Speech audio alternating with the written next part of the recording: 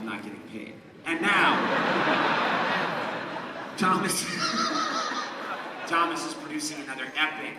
It is reimagining maybe the most iconic monster of them all, Kong, Skull Island. Please welcome Skull Island's director, Jordan Vogt-Roberts.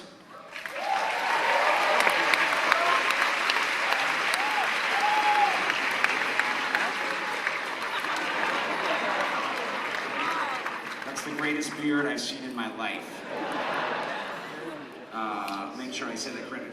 It's Vogt-Roberts, so yes. You shaved this morning. You have more testosterone than any man I've ever met. Say myself. Okay. Should we get the talent out here, I think? We should. I'm super excited to be here to show you guys what we brought and to bring our cast out. Kong is film history. It's what made me as a child love genre storytelling and special effects. So I'm so excited to show you some stuff and to bring you our cast, including John Goodman.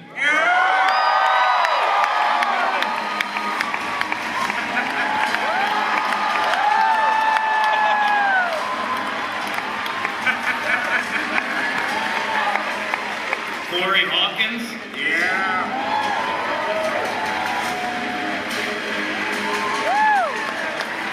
Jason motherfucking Mitchell. Brie Larson.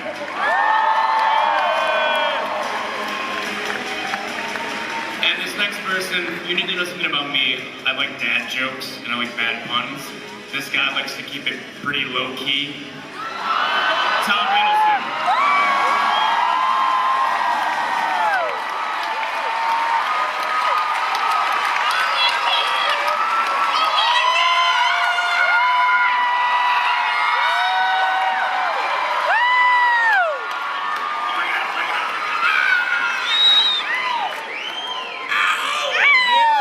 All right, let's talk about this. Jordan, you've been here at Comic-Con before, obviously, but never up on the stage. Is that right? That is correct. But this is a normal Saturday for me. Normally I sit in front of like 7,000 people and talk to you, right? You can let people know. This is your life, but how does it feel to be up here on the stage, all age? This is like childhood dream shit. Are you kidding me? Like, this is why we make movies. This is why we're here, and so this is incredible. And to be with these people in, you know, our new budding relationship, it's great. So, Very nice. Yeah. Very nice. Thanks for including me in that. We have I'm just gonna guess, like everyone else, you brought us a little something. We are here to show you guys, the fans at Comic-Con, and the people in Hall H, the very first footage anyone has ever seen of Kong Skull Island. So before we talk at all, and before anyone talks about how handsome Tom is, we get it. So, why don't we show you what we've been working on? Part of the culture since the 1930s. I mean, many people consider this to be the original monster, the original, I mean, it's got it all. Did you feel a sense of responsibility taking this on? Did it feel like a heavy thing to take on? Or you had fun with it right away?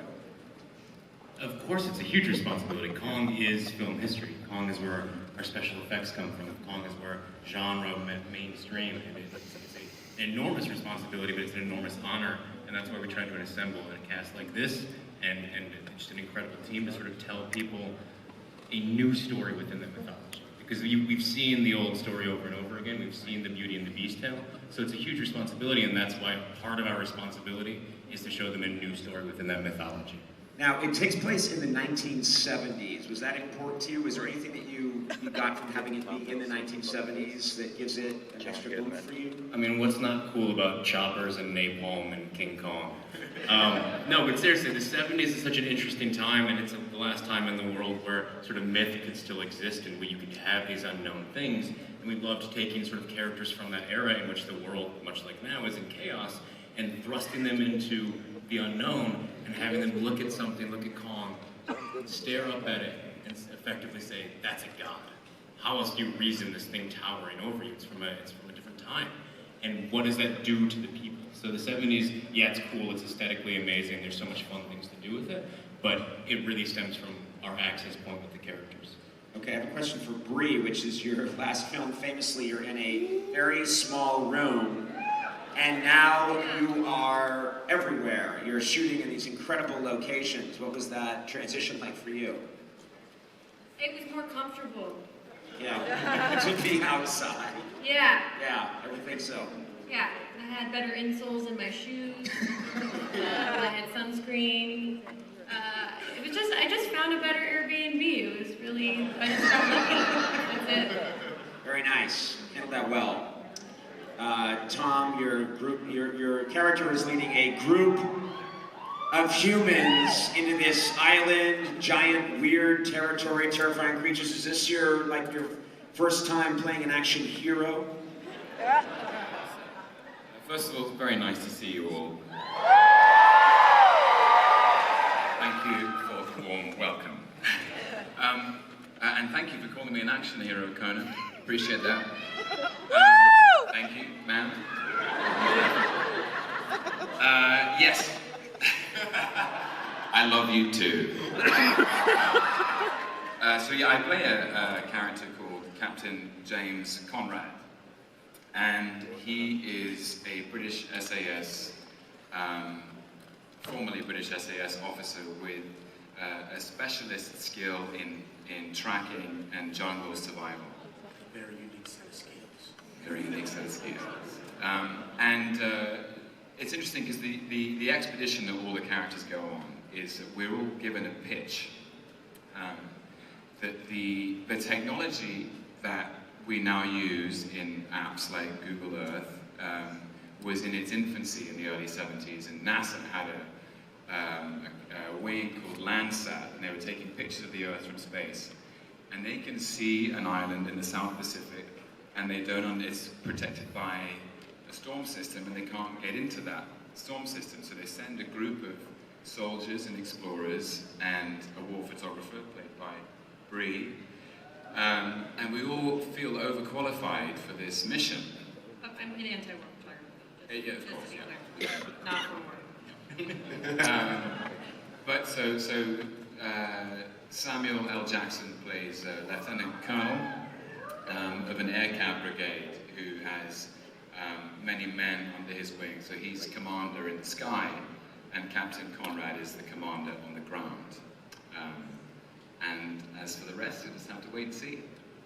All right. Now, this is a question for the whole cast. What was this? You're taking on an adventure. When you sign on for a role like this, you're signing on for an adventure. You're working together.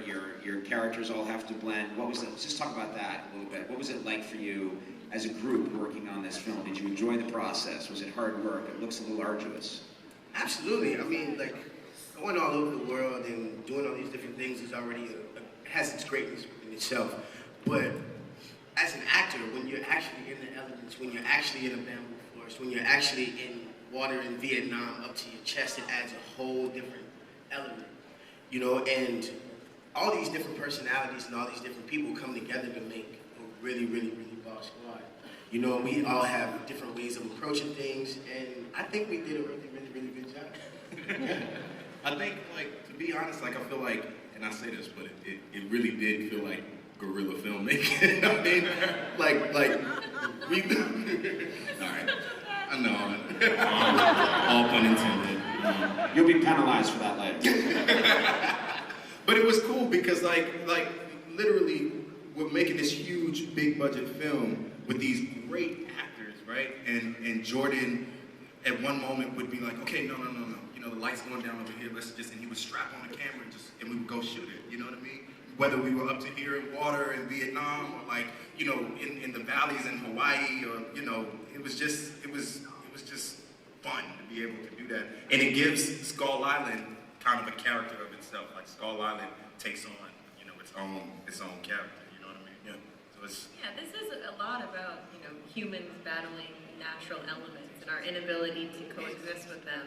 And I think we all had to come to terms with the fact that we have a hard time coexisting with them in actuality. It wasn't just the movie. There were moments when, and because we shot for so long and in 3 different countries, we were dealing with extreme, like I'm wearing pretty much the same costume through this whole movie, and you're going through rain. We got rained out of our locations, flooded out of our locations sometimes. And we never changed it. Attacked by bugs, extreme heat. They were going through water. I mean, there was just so many things that went through this. But it's also just important, you know, because they are dealing with all these CG creatures in Kong, to put them in a place. There's so much CG in these movies these days. I think that you guys and audiences know when stuff feels fake. You know, we all grew up and fell in love with movies that were tactile and real. So we wanted to take this cast, this amazing cast, and put them in real places. So the majority of what you're looking at is real. So really the main buy is Kong. And they were, those places were beautiful and terrifying.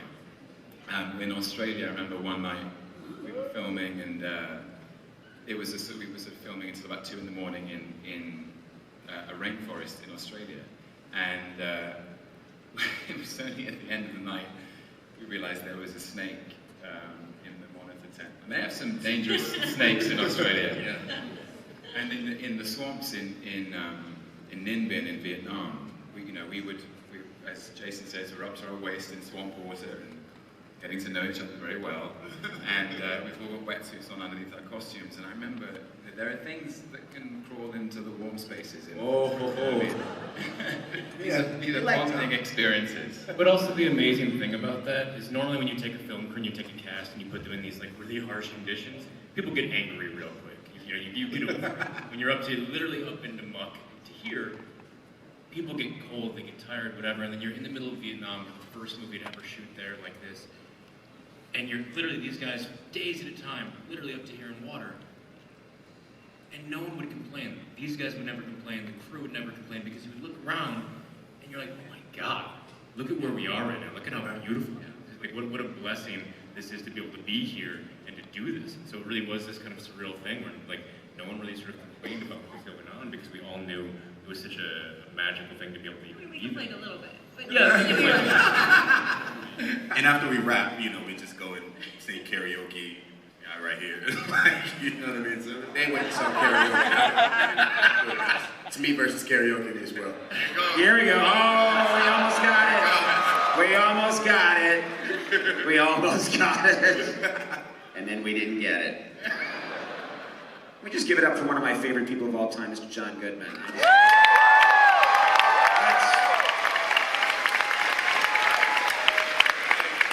Got into this because I'd heard a lot about Kong over the years. You never knew which Kong was going to show up sometimes. Sometimes he had a rough night. And he was always one of these guys who stayed in his trailer, and you had to call him Kong or Mr. Kong. You couldn't address him with his real name, Leo. Kong, Mr. Kong, did the whole thing, and that's the way he wanted to keep it. When the chips are down, he's a hell of a performer. He's got the goods.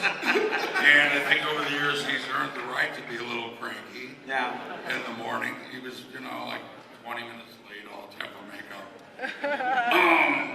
But he was never drunk on set. And I can see a lot of the reputation I've heard about over the years is, you know, riding on top of taxi cabs to get there, and chartering boats and putting it on company money.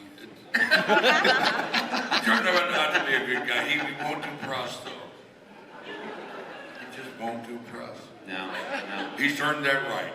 Yeah. Real shame he couldn't be here today. Real shame. We have time for one question from the audience. That's just the way it's going today. Uh-oh. Not everybody all at once. Hi. Hello. Hi. Hey guys. Hi. How's it going? Good. My question is. I have a question. What did you have for breakfast? We just had a Luna bar. Ooh, good. What flavor? With coconut chocolate. Dope.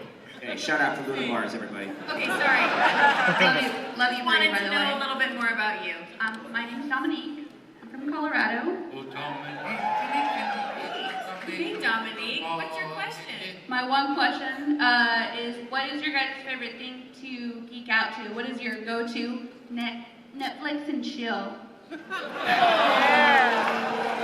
I don't know if it gets geeky when I Netflix and chill, but hey. Wait, do you mean like what we watch or what we play? What we watch? Oh. Okay. Mr. whatever you got. Mr. Robot. Mr. Robot. I'm just a big gamer. I grew up on video games. I don't have time to play games anymore, which is a real bummer, but every time you can go and lose yourself, I'm just fascinated in like new forms of storytelling. You play a game like Journey and you're like, oh my god. Journey I've never represent. experienced this before. Or, you know, and everything happening with VR, it's incredible. But, I don't know, I'm a dork. I like to watch Roseanne and say the lines before they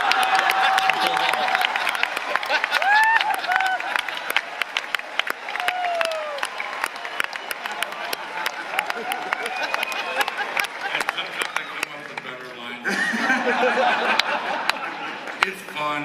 It keeps me in the house.